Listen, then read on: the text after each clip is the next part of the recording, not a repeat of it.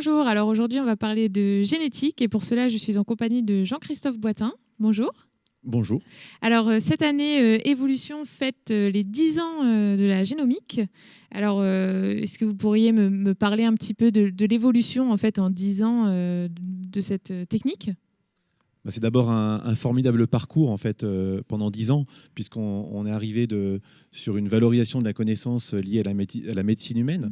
Et dans cette valorisation de la connaissance, les équipes scientifiques au service des éleveurs ont été pionnières au niveau européen pour mettre au point l'ensemble de la sélection possible grâce à la connaissance du génome et donc à la génomique. On a combien d'animaux à peu près au jour d'aujourd'hui génotypés ? Donc aujourd'hui, au niveau français, on génotype 300 000 animaux par an. Et en cumulé au niveau européen, on approche les 3 millions d'animaux. D'accord. Et donc en fait, c'est vraiment un défi que les équipes scientifiques ont relevé, hein, la génomique, c'est quoi ? C'est connaître en fait le patrimoine génétique des animaux et puis les mettre en relation avec la réalité du terrain, les performances qui sont enregistrées, de manière en fait à pouvoir extrapoler. C'est-à-dire que dès un jeune animal, on va pouvoir savoir quel est son potentiel génétique par rapport à ce que ses gènes, son patrimoine génétique a déjà exprimé dans la population dans la vraie vie. Alors, si au début c'était peut-être perçu comme quelque chose de très complexe, aujourd'hui c'est devenu un véritable outil de pilotage dans les élevages ? Alors c'est un outil de pilotage à deux niveaux en fait, puisque c'est à la fois un outil de pilotage parce qu'on a accès à des schémas de sélection qui sont de plus en plus précis et plus complets, et puis à la fois parce que c'est un outil pour piloter les femelles. À l'échelle des femelles, un éleveur peut avoir le profil patrimoine génétique de sa femelle, un profil complet sur l'ensemble des caractères, très précis sur l'ensemble des postes élémentaires pour avoir une connaissance du potentiel technique et économique d'un animal dans son troupeau. Et du coup, ça devient un atout extraordinaire pour sélectionner dans son troupeau, puisqu'on peut identifier quels sont les animaux qui répondent le mieux aux objectifs de l'élevage et les favoriser pour créer le renouvellement en utilisant la semence sexée sur ces femelles-là. Et pour les femelles qui correspondent moins aux objectifs, les valoriser à travers la production d'un coproduit viande et en évitant de produire la prochaine génération à partir de ces femelles-là. Et pour autant, ça a commencé la génomie sur la voie mâle en fait. Alors ça a commencé par la voie mâle, puisque dans un premier temps, on a la technologie était coûteuse, et donc ce sont les schémas de sélection qui, dans un premier temps, ont utilisé cet outil. Et en quelques années, ça a permis d'évaluer, au lieu d'évaluer 600 taureaux au niveau du schéma évolution par an qui est dans le système antérieur, on est passé à plus de 3000 taureaux évalués dès leur plus jeune âge. Et côté femelles, on arrive aujourd'hui au niveau d'évolution à 120 000 femelles qui sont évaluées, pour partie par le schéma de sélection et de plus en plus par les éleveurs. Ce qui ouvre d'autant plus la possibilité d'identifier des ressources, des femelles d'un très bon niveau ou très intéressantes, que ce soit dans le domaine de la production, de la morphologie, de la santé. Et donc du coup de pouvoir les privilégier pour produire des reproducteurs, des taureaux qui apportent du progrès génétique dans les élevages, qui est la finalité au final. Alors concrètement, ça coûte combien pour un éleveur le génotypage ? Le génotypage est devenu de plus en plus accessible. Les coûts ont été divisés par 4 par rapport à il y a 10 ans. Donc aujourd'hui, un éleveur de 100 vaches pour génotyper son troupeau, c'est environ 1200 €.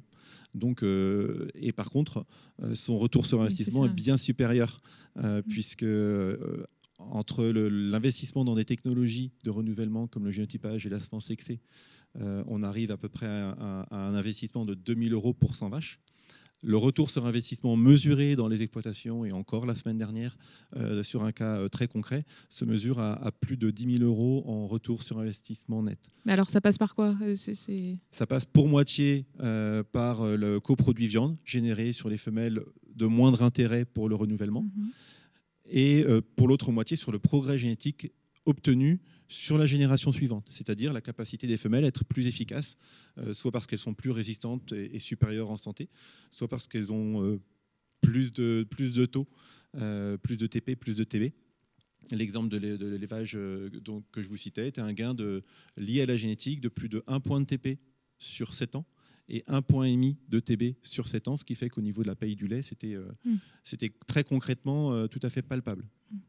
Est-ce qu'on se bride pas à se fier qu'à la génomie, justement?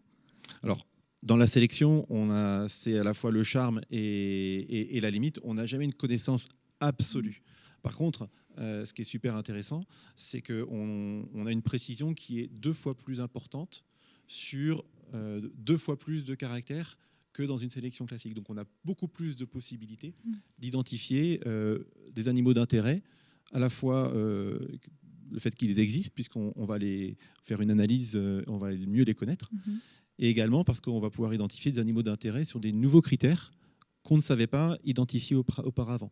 Je prends des exemples sur des nouveaux postes qui sont arrivés récemment en termes d'innovation. On sélectionne désormais sur la santé du pied, sur l'acétonémie, sur la durée de gestation. On commence à sélectionner sur l'efficience alimentaire. Bon, ce sont des caractères qui, jusque-là, n'étaient pas du tout sélectionnés, car insuffisamment... les bases de données, la collecte de données était insuffisante pour pouvoir sélectionner dessus dans un système dit de testage.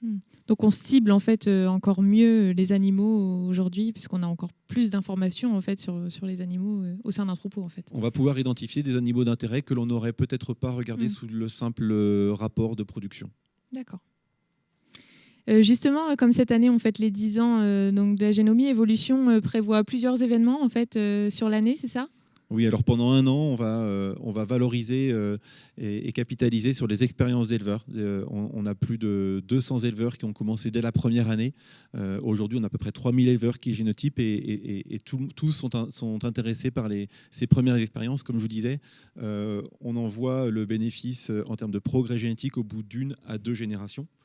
Ce qui fait que on observe aujourd'hui que les éleveurs qui ont commencé à génotyper dès le début, aujourd'hui, ils ont une supériorité de leurs femelles de renouvellement de 7 points d'ISU, plus concrètement, d'une efficacité économique de 35 € par vache et par an. En termes de supériorité et d'efficience économique du troupeau. D'accord. Bah écoutez, on va essayer de suivre ça. Merci Jean-Christophe Boitin pour cette intervention. Avec plaisir. Et puis bienvenue pendant un an de découvertes et de cas concrets et d'exemples d'éleveurs et de récits d'éleveurs. Pour le coup, retrouvez un prochain reportage sur la génomie sur WebAgri.